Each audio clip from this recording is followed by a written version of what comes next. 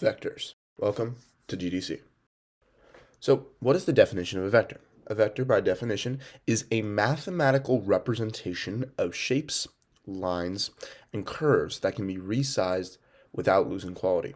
This definition is too complex for our needs as designers, so we're going to change it a little bit. Our use of vectors. Why do we use vectors? So we're going to compare vectors and rasters, the two primary types of images. A raster is a combination of millions of pixels, which make up PNG and JPEG images. These you probably know.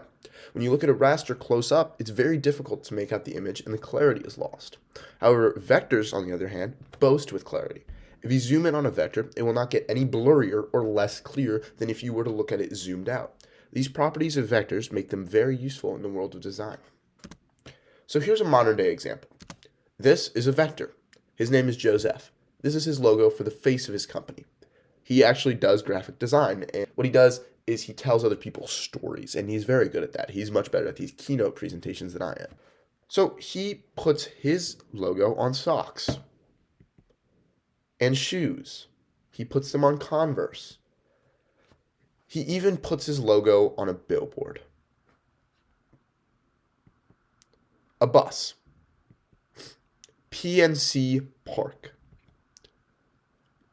Many different places. You can see it. Big over here. Much smaller. Lapel pin. Masks. It all comes back to the logo. Right? This is the foundation to which all the other little things built upon.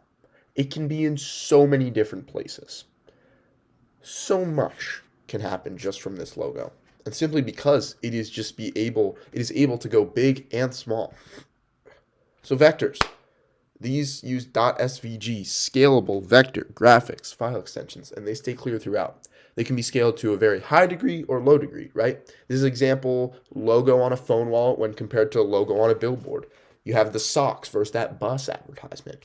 The possibilities for vectors are truly endless, and they can be applied to so many fields of graphic design. Many people believe that graphic design is simply just Photoshop, Illustrator, and mostly it falls under Photoshop, right? So the possibilities are endless, right? They include motion graphics, though. It's not just Photoshop and Illustrator, right? It's motion graphics, it's photography, it's newspaper layouts, it's car decals, it's clothing, it's school supplies. It just keeps going. Okay, they're all around you. And you can look around right now, see if you can find a logo that seems as if it could be scaled to large calibers.